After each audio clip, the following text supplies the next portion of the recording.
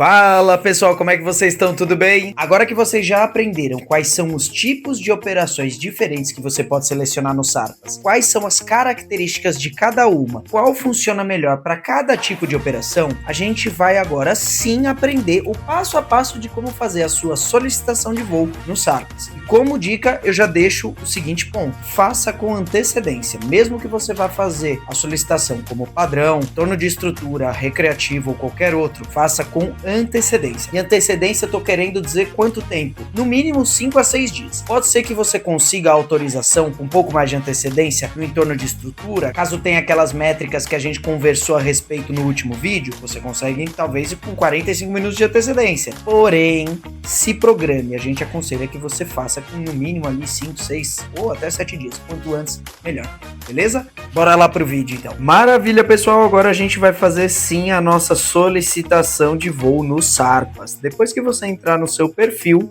você vai no canto superior esquerdo e vai clicar onde está escrito solicitar voo aqui em verde. Cliquei aqui e a primeira etapa é o que? São os dados básicos do voo. Em proveito de, como a gente já está no perfil de pessoa jurídica, já está falando que vai utilizar como pessoa jurídica. Então vou deixar aqui. Em aeronaves eu clico aqui e vão aparecer todos os drones cadastrados no meu perfil de pessoa jurídica. Você vai ter que fazer o quê? Você vai selecionar qual equipamento vai ser utilizado para aquele tipo de operação específica. Legal? Pode ser apenas um drone, podem ser 2 drones, 3 drones, pode marcar todos ou desmarcar. Aqui eu vou selecionar o Mini 3, só para exemplo. Perfil da operação. Eu vou clicar aqui e vão aparecer 5 perfis. Padrão, atípico, aeroagrícola, entorno de estrutura e aerolevantamento. Se você está em dúvida do que cada uma significa e qual que você deve utilizar para cada situação, volta um vídeo e assiste a aula. Então aqui eu vou selecionar padrão porque eu vou mandar a minha operação ela vai ser num local mais afastado, então vai ser a padrão. Em nome da operação, você vai digitar um nome que fica mais fácil de encontrar e identificar aquela operação. Então, por exemplo, é um cliente Y. Coloca da maneira que ficar melhor para você. Em pilotos, aqui são todos os pilotos autorizados a utilizar o drone selecionado aqui em cima em aeronaves para essa operação específica. Combinado? Em tipo de voo, a gente tem o Veloz, que é o Visual Line of Sight, que é o que a gente sempre vai utilizar. Porém, se você clicar aqui, você tem o E-Veloz e o B-Veloz, mas mantenha sempre no Veloz. Em observações, você pode digitar observações e informações relevantes sobre a sua operação. É obrigado a fazer isso? Não. Tem alguma consequência se você não fizer o preenchimento? Nenhuma. Então, se você quiser, faça. Mas se você não fizer nunca, não tem nenhum problema. Beleza? Em janela de operação, a gente vai fazer o seguinte. A gente vai clicar primeiro em data. Por quê? A gente vai selecionar a data inicial da nossa operação e a data final da nossa operação através desse calendário que é muito parecido com plataformas de pesquisa, de voos, reserva de hotéis, então fica um pouquinho mais amigável a interface. Então vamos supor que a gente queira fazer o voo do dia 25 de agosto até o dia 28. Você seleciona 2 datas e aperta o OK. Pronto, aqui ó, do dia 25 ao dia 28 do 8 de 2025. Vamos supor que você clicou errado ou quer alterar. Você clica novamente aqui em cima, seleciona, por exemplo, do dia 25 de agosto e na seta aqui em cima você vai passando os meses. Vamos ver até quando que a gente consegue fazer essa solicitação? Até o dia 15 de novembro. Seleciona aqui, clico no OK. Do dia 25 do 8 até o dia 15 do 11 de 25, ou seja, quase 3 meses de operação. Então, feito isso, você vai clicar no horário inicial e no horário final. Vamos supor que você foi contratado para trabalhar das 6 da manhã, não, vamos lá, 6 é muito cedo, das 8 da manhã até as 8 da noite, uma diária, você tem 12 horas ali para trabalho. Você vai pedir a sua solicitação das 8 às 8 certinho? Não, claro que não, você vai pedir com um pouco mais de gordurinha, caso o seu cliente peça que os voos sejam realizados um pouco mais cedo ou que você faça um extra.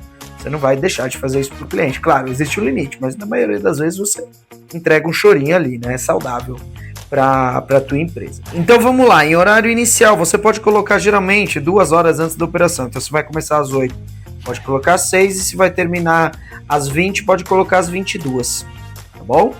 Clico em avançar. O que vai aparecer aqui? Vai aparecer um mapa, ou seja, aqui sim a gente vai mostrar para os Sarpas aonde a gente vai decolar, vai falar o quanto a gente quer voar de altura e qual é o nosso raio de atuação.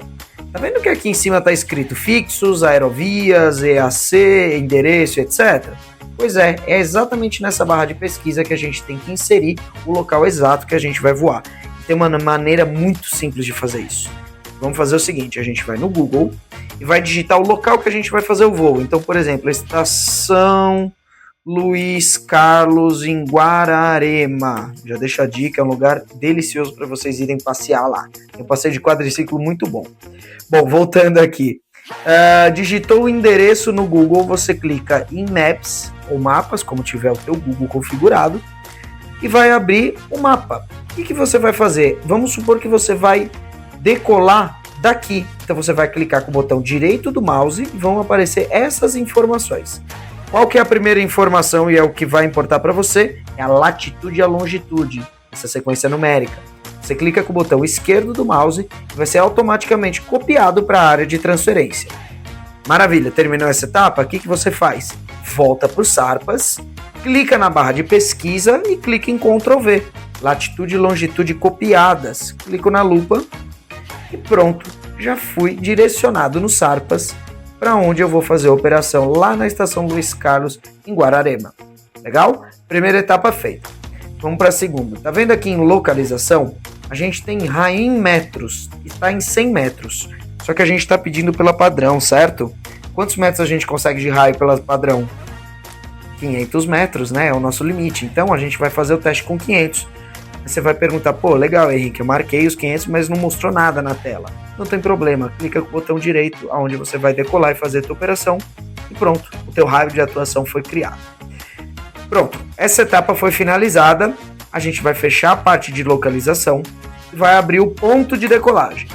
Quando você abre o ponto de decolagem, vai estar escrito, para ativar a captura do ponto de decolagem no mapa, clique neste botão. O que você vai fazer? Clicar neste botão, o botão esquerdo do mouse. Maravilha. O que você tem que fazer agora? Dentro desse raio vermelho, que é onde você vai fazer a operação, você vai dizer para os Sarpas exatamente de onde você vai decolar o seu equipamento. O que você vai fazer? Vai dar um zoom aqui, eu vou sair daqui. Legal.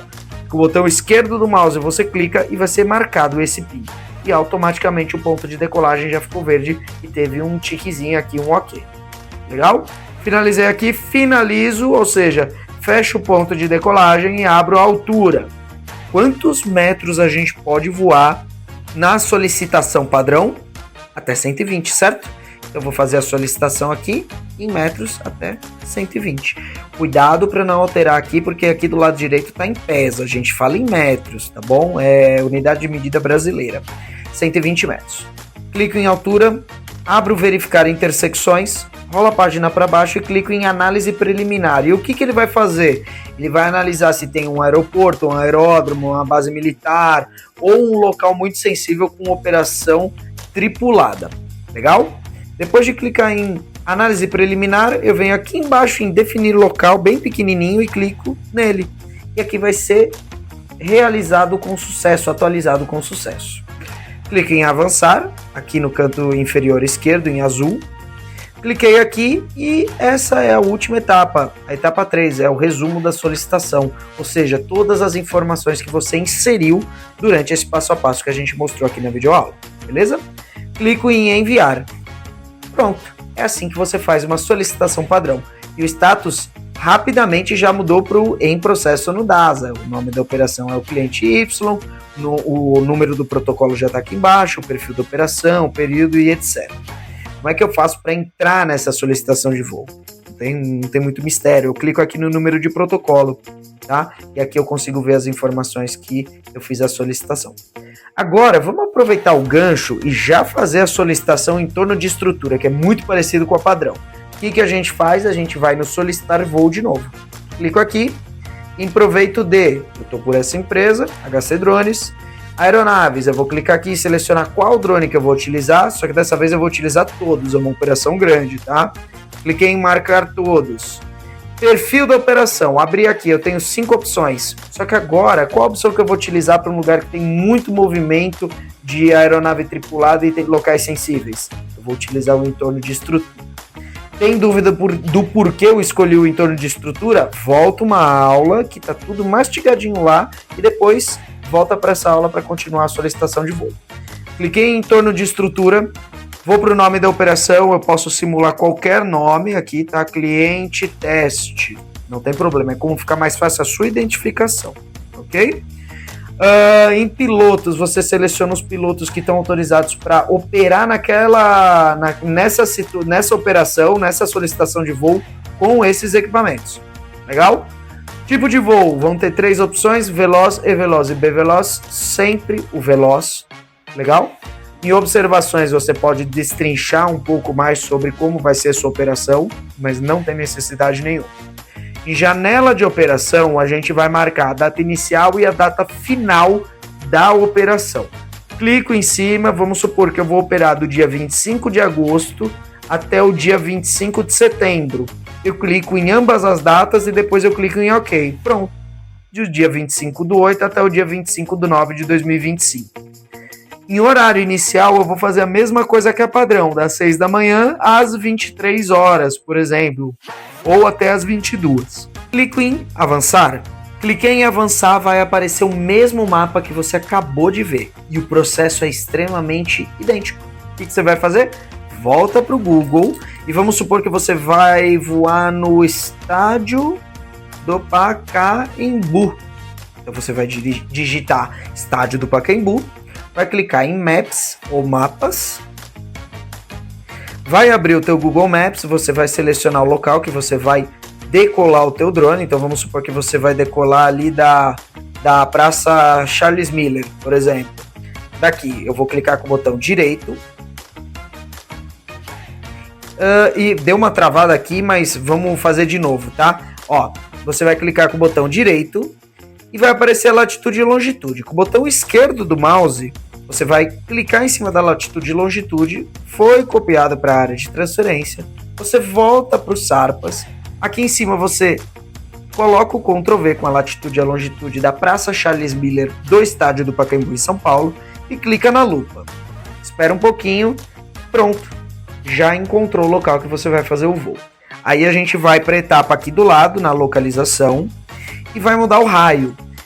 Na padrão a gente tem até 500 metros de raio. Quanto que a gente tem no entorno de estrutura? 30 metros é o nosso limite. Legal? Então eu digitei 30 metros e clico com o botão direito onde eu vou operar. É bem pequeno o raio aqui, mas como a gente já explicou, dá para ser feito várias solicitações e isso soluciona qualquer problema. Então eu cliquei aqui e eu tenho a minha área de atuação. Fecho a localização aqui do lado direito e abro o ponto de decolagem. Eu clico no botão vermelho para ativar a captura do ponto de decolagem no mapa. E com o botão esquerdo, eu clico dentro desse raio vermelho o local que eu vou voar. Clico aqui. Pronto, já marcou o PIN. Fecho aqui o ponto de decolagem e abro a altura. Até quantos metros eu posso voar no entorno de estrutura? Até 5 metros além da última estrutura. Vamos fazer uma solicitação para 120 metros. Se o Sarpas responder com a positiva, ótimo. Se tiver a negativa, não tem problema. No próximo vídeo você vai aprender o que você tem que fazer caso o seu voo seja negado, seja com a padrão ou com o entorno de estrutura. Legal? Mas vamos dar continuidade aqui.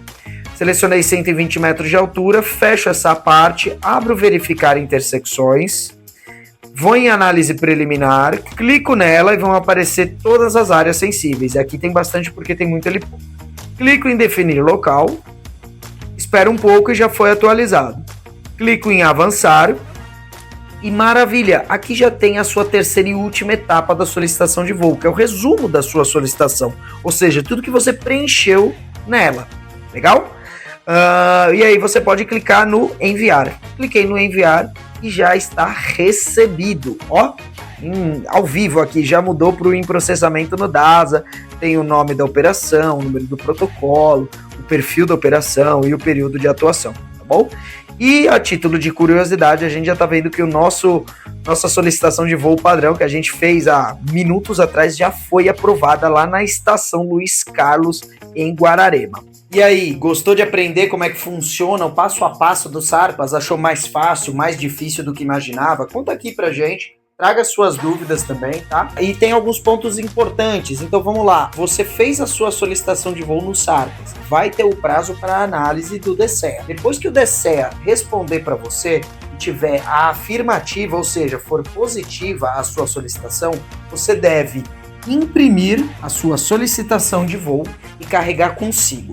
Claro que isso pode ser através de mídia online, tá? Não tem problema nenhum, mas o impresso é muito mais fácil. Por quê? Se você for abordado e precisar entregar esses documentos, impresso é muito mais simples, muito mais prático. E também se você estiver num local que não tiver sinal para acessar o seu drive, a sua nuvem onde está essa documentação, impresso você não vai ter esse problema. Beleza? Agora, se você teve a sua solicitação de voo negada, você pode ficar tranquilo, porque no próximo vídeo a gente vai explicar o que pode ser feito para você ter uma solicitação aprovada e mesmo assim voar dentro da lei.